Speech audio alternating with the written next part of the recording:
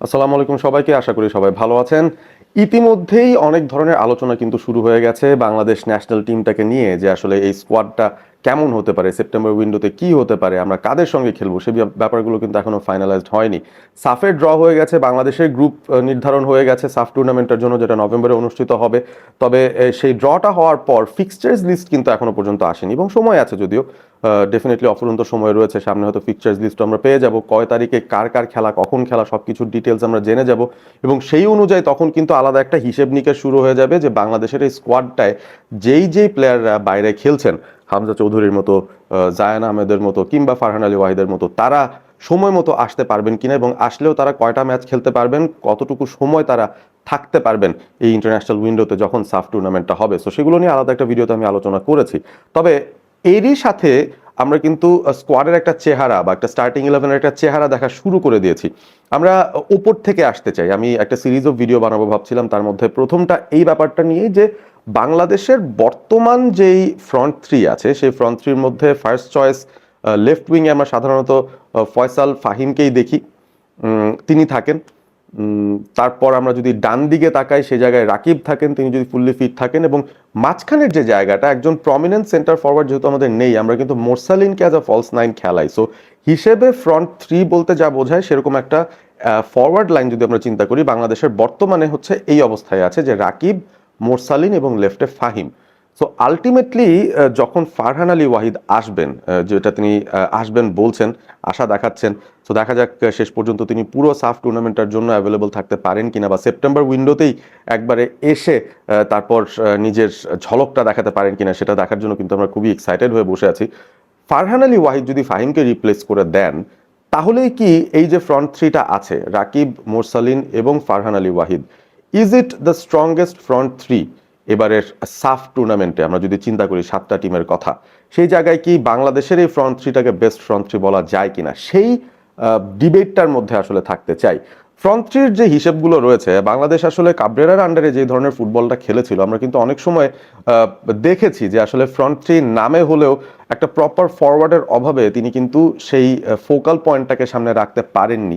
এবং শেষ পর্যন্ত মোরসালিনকেও একজন এক্সট্রা মিডফিল্ডার হিসেবে খেলিয়ে একটা 4-4-2 ডায়মন্ডেই খেলেছেন, যেখানে দুই উইংয়ের প্লেয়ার তারা বেসিক্যালি ওয়াইড পজিশন থেকে সবচেয়ে অ্যাটাকিং কাজগুলো করার চেষ্টা করেছেন, এবং মোরসালিন তিনি ওই ডায়মন্ডের মাথায় দাঁড়িয়েছিলেন, অর্থাৎ একটা সেকেন্ডারি স্ট্রাইকার কিংবা একটা ফলস নাইন কিংবা একটা অ্যাটাকিং মিড, যেভাবেই ডিসক্রাইব করি না কেন, ওরকম একটা পজিশনে তিনি থেকেছেন, যাতে করে তিনি মিডফিল্ডের যে তিনজন আছেন তাদেরকেও সাপোর্ট দিতে পারেন, প্লাস ফ্রন্ট টু এর সঙ্গে কম্বিনেশনটাও করতে পারেন। বাট সেটা কতটুকুই বা এফেক্টিভ হয়েছে? আমরা সাধারণত দেখেছি যে বাংলাদেশ ফাইনাল থার্ড পর্যন্ত যদিও যেতে পারে, তারপর কিন্তু সেই অ্যাটাকগুলো ভেঙে যাচ্ছে, একটা ফাইনাল প্রপার ডেলিভারির অভাবে ভেঙে যাচ্ছে। এবং রাকিবের যদি একটা একটা করে পজিশন ধরে যদি যাই, আমরা রাকিবের কেসটা দিয়ে শুরু করি, যে রাকিবের বেস্ট পসিবল অ্যাট্রিবিউটসগুলো কি, সেটা হচ্ছে তার দুর্দান্ত পেস এবং সেই সাথে তার ফিনিশিংটা কিন্তু বেশ আন্ডার রেটেড। অনেকেই বলেন যে রাকিব তিনি কি আসলেই প্রলিফিক একজন ফিনিশার, আমার কাছে তো মনে হয় is a very very good finisher.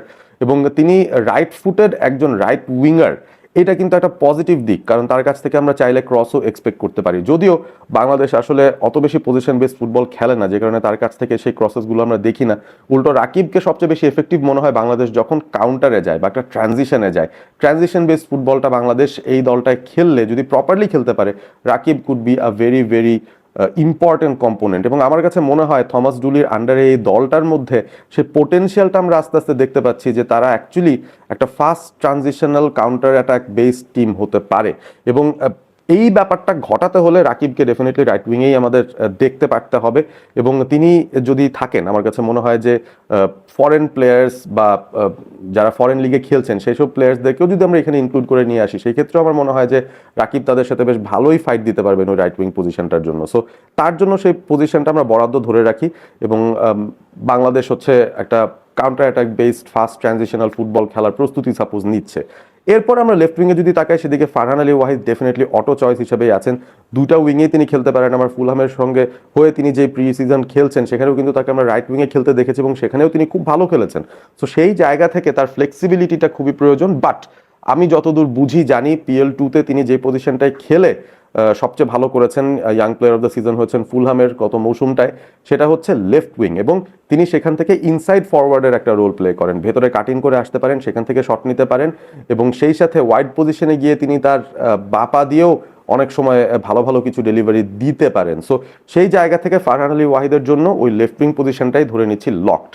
মাঝখানে মোরসালিন ছাড়া আপাত মুহূর্তে আমাদের কিন্তু অপশন নেই। Zayan Hakim not confirm, not remotely confirmed. আমরা আসলে বুঝতে পারছি না যে তিনি আসলে দলের সঙ্গে জয়েন করবেন কিনা, কারণ তিনি যদি ইন কেস জয়েন না করতে পারেন সেই ক্ষেত্রে বাংলাদেশের ফরওয়ার্ড লাইনে কে আছেন, কাকে আপনি একজন প্রলিফিক স্ট্রাইকার হিসেবে কনসিডার করতে পারেন?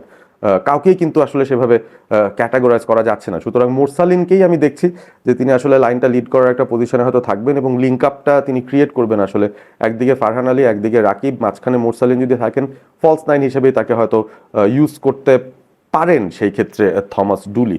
সো এই ফ্রন্ট থ্রির কাছ থেকে আমাদের এক্সপেকটেশন কি থাকবে? আমার কাছে মনে হয় যে আমরা যদি ফাস্ট ট্রানজিশনাল ফুটবলটা খেলতে যাই, ফারহান আলী ওয়াহিদ একটা অন্য মাত্রা যোগ করছেন, যেটা আসলে ফাহিমের কাছ থেকে আমরা কিন্তু সেই সার্ভিসটা অন্তত দেখতে পাইনি। এবং ফাহিম একটা লেফট ফুটেড লেফট উইঙ্গার, সেই হিসেবে কিন্তু তার কাছ থেকে আমরা কিছু ডেলিভারিজ এক্সপেক্ট করি।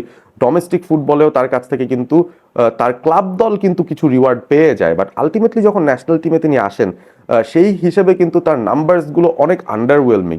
এবং আমার মনে হয় যে ফাহিম সেই জায়গাটায় তার জায়গাটা হয়তো ফারহান আলী ওয়াহিদের কাছে হারিয়েই ফেলবেন এবং হয়তো সেকেন্ডারি অপশন হিসেবে তিনি স্কোয়াডের মধ্যে থাকতে পারেন। যদিও আমরা ফাহমিদুলের কথাও বলতে পারি, ফাহমিদুল কিন্তু বোথ উইংসে খেলতে পারেন এবং আমার মনে হয় লেফট উইং পজিশনটাও তার জন্য খুবই সুটেড, রাকিব যদি রাইট উইং পজিশনটা ধরে রাখতে পারেন। সো এরকম একটা হিসেবের ভেতরে আমরা যদি ঢুকি, ট্রানজিশনাল ফাস্ট ফুটবলটা খেলতে চাইলে পেছন থেকে প্লে মেকারের ভূমিকায়, ডিপ লাইং প্লেমেকারের ভূমিকায় কাউকে না কাউকে থাকতে হবে এবং বাংলাদেশের সেই ধরনের মিডফিল্ড রসদ কিন্তু রয়েছে। আমরা যদি হামজার কথা চিন্তা করি, হি ক্যান পিং দোজ বলস অ্যাক্রস এবং অপোনেন্টকে ড্র্যাগ করে নিজেদের হাফে এনে তারপর রাকিবকে কিংবা ওদিকে ফারহান আলী ওয়াহিদকে রিলিজ করার জন্য হামজা চৌধুরীর ডেলিভারিগুলো খুব ইম্পর্টেন্ট হতে পারে।